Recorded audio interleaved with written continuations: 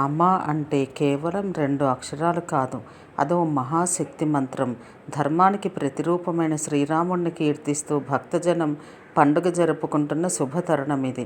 వాల్మీకి రామాయణం ప్రకారం రాముడు చైత్రమాసం శుక్లపక్షంలో నవమి తిథి నాడు అభిజిత్ ముహూర్తం కర్కాటక రాశిలో జన్మించాడు. చైత్ర నవరాత్రుల్లో నవమి చివరి రోజు. ఈ పవిత్రమైన రోజున దేశవ్యాప్తంగా శ్రీరామనవమి వేడుకలు ఘనంగా జరుపుకుంటారు.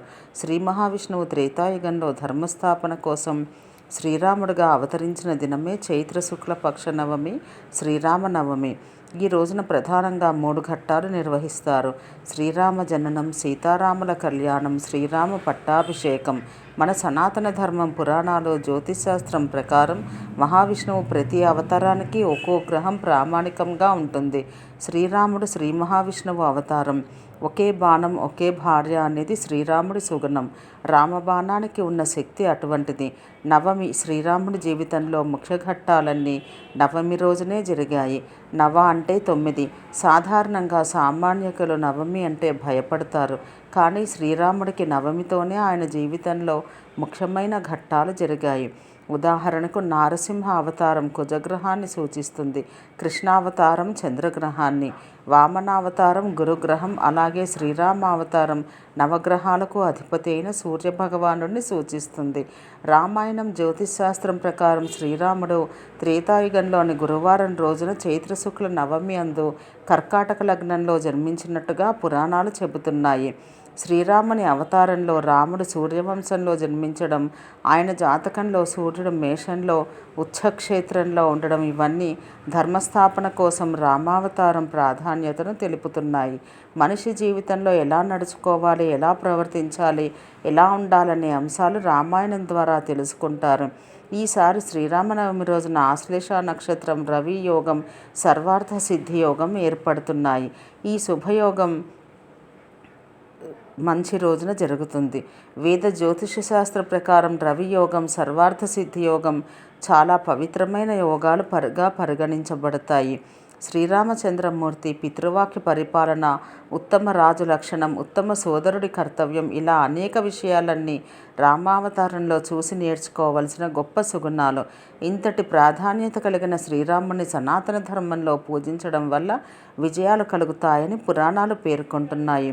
మానవుడు ఎలా ఉండాలి, బంధాలను ఎలా గౌరవించాలి, ఎలా కాపాడుకోవాలి అని ఆచరించి చూపించాడు శ్రీరామచంద్రుడు. ఇచ్చిన మాటకు కట్టుబడి ఉండడం, ధర్మాన్ని పాటించడం, ఏకపత్ని వ్రతుడుగా ఉండడం, ఎల్లప్పుడూ సత్యం మాట్లాడడం, మంచి ప్రవర్తన సద్గుణాలకు చిహ్నం. రామయ్య అనేంతలా మారిపోయాడు రాముడు. రామాయణంలో రామచంద్రమూర్తికి వశిష్ఠ మహర్షి పేరు పెట్టారు. రామాయణం ప్రకారం, రామ రహస్యోపనిషత్తు ప్రకారం రామనామానికి అనేక రకాలైన అర్థాలున్నాయి. అందులో రమంతే యోగినో యత్ర రామ అని ఒక అర్థం. అంటే యోగీశ్వరులు ఏ భగవంతుని యందు ఆస్వాదన చెందుతారో అతనే రాముడు అని అర్థం. రామ అనే దానికి అర్థం రాక్షసయేన మరణం యాంతి. రామ అంటే ఎవరిచే రాక్షసులు మరణించెదురో అతడే శ్రీరాముడు అని. శ్రీరామనవమి రోజు రామనామ స్మరణం చేయడం అనేక రెట్ల పుణ్యఫలం. రామనామాన్ని తారక మంత్రమని, తారక మంత్రం అంటే తేలికగా దాటించేది అని అర్థం. ఏ మంత్రం చెప్పినా దాని ముందు ఓం అని, తర్వాత నమః అని ఖచ్చితంగా వాడాలి. కానీ రామనామానికి, రామ అనే మంత్రానికి ఇవి వాడాల్సిన అవసరం లేదు. శ్రీరామ శ్రీరామ అనుకుంటూనే విష్ణులోకాన్ని పొందవచ్చని పురాణాలు తెలుపుతున్నాయి. పూర్వం శివుడు పార్వతీదేవికి శ్రీరామనామ గొప్పతనాన్ని తెలియజేస్తూ శ్రీరామ రామ రామీతి రమే రామే మనోరమే సహస్రనామ తత్తుల్యం రామనామ వరాననే అనే శ్లోకాన్ని పార్వతీదేవికి తెలియజేశాడు. విష్ణు సహస్రనామం పారాయణం తర్వాత ఈ శ్లోకంతోనే దాన్ని ముగిస్తారు.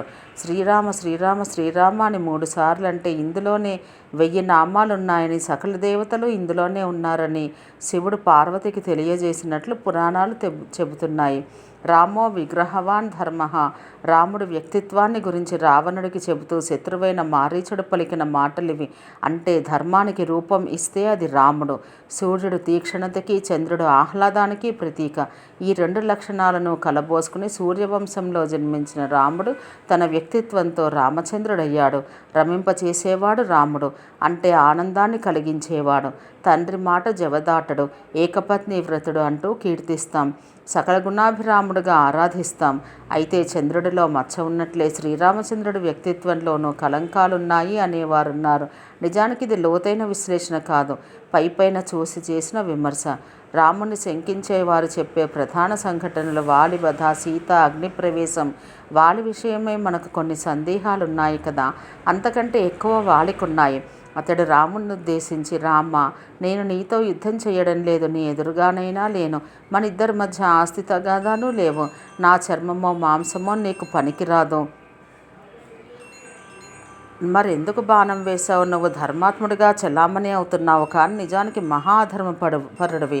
అసలు రావణుడి చెరలో ఉన్న సీతను తెచ్చేందుకు సుగ్రీవుడి బదులు నన్ను అడిగితే 10 నిమిషాల్లో సీతను నీ ముందు ఉంచేవాణ్ణి కదా అంటూ ఉక్రోషాన్ని ప్రదర్శించాడు వాలి. వాలి ప్రశ్నలు విన్న రామచంద్రుడు పెద్దన్నగా, సుగ్రీవుడికి తండ్రి స్థానంలో ఉన్న నువ్వు అతని భార్యను చెరబట్టావు. దుందుభి అనే రాక్షసుడి విషయంలో సుగ్రీవుడిది పొరపాటే కానీ తప్పు అనిపించుకోదు. దానికి అతడు పశ్చాత్తాపం చెంది క్షమించమన్నాడు.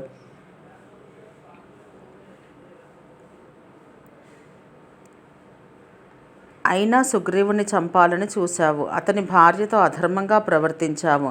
భరతుడి రాజ్యప్రతినిధిగా లోకంలో ధర్మాన్ని రక్షించాల్సిన బాధ్యత నాపై ఉంది కాబట్టి అధర్మంగా ప్రవర్తించిన నిన్ను బాణంతో కొట్టాను. నీ పాపానికి అనేక జన్మల వరకు నిష్కృతి లేదు. కానీ చేసిన నేరానికి రాజదండను అనుభవించి చనిపోతే నీకు స్వర్గప్రాప్తి కూడా కలుగుతుంది. ఇది నీకు మరణం ప్రసాదించిన వరం. ఇక చెట్టుచాటుగా కొట్టడం అనేది నీకు నేను విధించిన శిక్షే, కానీ అది యుద్ధం కాదు.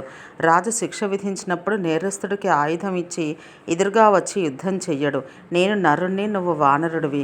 జంతువుని ఉచ్చు బిగించి వలపన్ని చాటు నుంచి ఎలాగైనా వేటాడవచ్చు కనుకనే అలా చేశాను. పరకాంతనెత్తుకెళ్లిన రావణాసురుడి కంటే తమ్ముడి భార్యను చెరపట్టడం అనే అతిపెద్ద తప్పు చేసిన అధర్మపరుడివి నువ్వు. నీ నుంచి సాయం ఎలా ఆశిస్తాను అంటూ బదులిచ్చాడు. ఆ వివరణతో తన ప్రవర్తనకు పశ్చాత్తాపం చెంది రాముడికి నమస్కరించాడు వాలి.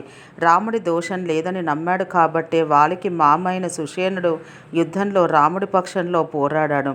రావణుడి శక్తి ఆయుధానికి బలైన లక్ష్మణుని బతికించాడు. హనుమంతుడికి సంజీవ పర్వత ఆనవాళ్లు తెలియజేసి ఇంద్రజిత్తు బ్రహ్మాస్త్రం నుంచి సేనలను కాపాడాడు. అందువల్ల వాలివధ విషయంలో వాలికి అతని కుటుంబ సభ్యులకు లేని సందేహం మనకి ఉండాల్సిన అవసరం లేదు.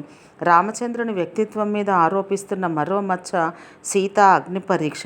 అంతఃపురంలో హాయిగా కాలం గడపదగిన అవకాశాలున్న రాముని విడిచి ఉండలేక అరణ్యానికి వచ్చిన సాధ్వి ఆమె. రావణుడు సీతను ఎత్తుకుపోతే నీళ్ళల్లోంచి బయటపడిన చేపలా విలవిలలాడాడు రాముడు. అది వారి అనుబంధం. సీత రాముడి బహిప్రాణం. ఆమె పక్కన లేకుంటే ఇక సంహరించాల్సిన పని లేదు. తనంత తానే శక్తిహీనుడవుతాడంటూ చెప్పిన అకంపనుడి మాటలు వారిద్దరి అనురాగాన్ని తెలియజేస్తాయి. అనుమానించింది, నిందించింది. 10 నెలల అరణ్యమంతా గాలించి నానా యాతన పడి సముద్రానికి వారధి కట్టి వానర సైన్యంతో లంకకు చేరి ప్రాణాలకు తెగించి రావణుని జయించాడు రాముడు. అయితే దుఃఖంతో, ప్రేమతో, ఆతృతతో వచ్చిన సీత శీలాన్ని శంకించాడు. నిజానికి అప్పుడు సీతమ్మ తల్లితో కంటి రోగంతో బాధపడుతున్న వాడికి దీపకాంతి సరిగా కనబడనట్లే నీ శీలం పట్ల ఇక్కడ కొందరికి సందేహం ఉంది. వారికి ప్రతినిధిగా నేను నిన్ను అనుమానిస్తున్నాను అన్నాడు రాముడు. దీపానికి మకిలి అంటదు. సమస్య చూపులోనే ఉంది. సీత పవిత్రమైందని తెలిసిన రాజైన రాముడు లోకమనే కంటితో చూస్తూ సీత అగ్నిప్రవేశం చేస్తున్నా ఊరుకున్నాడు. రేపు తను చక్రవర్తిగా సింహాసనాన్ని అధిష్ఠించినప్పుడు తన పక్కన కూర్చునే పట్టమహిషి పవిత్రమైందేనన్న భావన ప్రజలకు కలిగేందుకే ఈ అగ్ని పరీక్ష. పవిత్రమైందని తెలిసినా అగ్ని పరీక్ష అనే అపనింద సీతమ్మ వారికి అవమానకరమే కదా. నిజమే. కానీ మారీచుడు హా లక్ష్మణ, సీత అని అరిచినప్పుడు లక్ష్మణుడు పలకలేదు. సీత ఎంత చెప్పినా అతడు పర్ణశాల నుంచి కదల్లేదు. అప్పుడు సీత అవసరమైతే అగ్నిలోనైనా దూకుతాను, కానీ నీకు లొంగను అని బిడ్డలాంటి మరిదిని అనుమానించి నిందించింది. ఆ కర్మఫలమే సీతమ్మకు అగ్నిలో దూకాల్సిన పరిస్థితులు కల్పించింది. ఒకవేళ సీత అగ్నిలో కాలిపోతే కాలదు. అది సీత పట్ల రాముడికున్న గాఢ విశ్వాసం. హనుమంతుడి తోకకు నిప్పంటించినప్పుడు సీత అగ్నిదేవుణ్ణి ప్రార్థించింది. సీత ప్రార్థిస్తే హనుమ తోకను కాల్చకుండా రక్షించిన అగ్నిదేవుడు సీతను కాలుస్తాడా? ఇది సీత పట్ల రాముడి విశ్వాసం. అంత ధైర్యంగా సీత అగ్నిలో దూకడం తన పట్ల తనకున్న నమ్మకం. అంతగా పరస్పర విశ్వాసం కలిగిన ఆదర్శ దంపతులు సీతారాములు. సీత అగ్ని పరీక్ష గురించి తెలిసిన జనక మహారాజు, రాముడు పరీక్ష పెడితే పెట్టాడు, కానీ నా కూతురిని పరీక్షించడానికి అగ్నికున్న అర్హత ఏమిటి అన్నాడు. అది తన బిడ్డ పట్ల జనకుడికున్న విశ్వాసం. పంకజముఖి సీత వంటి భార్యామణియుని, శంకరుని వంటి దైవము, లంకాధిపు వైరి వంటి రాజును కలడే అంటూ చాటుపద్యం ఉంది. సీత వంటి భార్య లేదు, రాముడి లాంటి రాజు లేడు అన్నాడు కవి. రాజధర్మానికి మచ్చ తునక శ్రీరామచంద్రుడు. అవతార పరిసమాప్తికి ముందు నియమోల్లంఘన చేసినందుకు గాను తనకు ఆరో ప్రాణమైన ఆ లక్ష్మణుడికి మరణదండం విధించిన రాజు రాముడు. రాజుగా వీసమెత్తు అటుగాని ఇటుగాని మొగ్గని వ్యక్తిత్వం రాముడిది. అందుకే నేటికి ఆదర్శ రాజ్యం అంటే రామరాజ్యమే. ఆదర్శ ప్రభువు ఎప్పటికీ శ్రీరామచంద్రుడే. నవమి రోజున పానకం వడపప్పు తయారు చేసి మహాప్రసాదంగా స్వీకరిస్తారు. దీని వెనుక ప్రాకృతిక పరమార్థము లేకపోలేదు. వేసవి కాలం కాబట్టి ప్రసాద రూపంలో సేవించడం. దీనివల్ల మనుషుల ఆరోగ్యం, ఆయుష్, అభివృద్ధి కలుగుతాయని అంటారు. మన ప్రసాదాలన్నీ సమయానుకూలంగా నిర్ణయించినవే. ఈ ఋతువులో వచ్చే గొంతు వ్యాధులకు పానకంలో ఉపయోగించేవన్నీ ఉపయోగిస్తాయి. పానకం విష్ణువుకి ప్రీతికరమైనది. సర్వే జన సుఖినో భవంతు.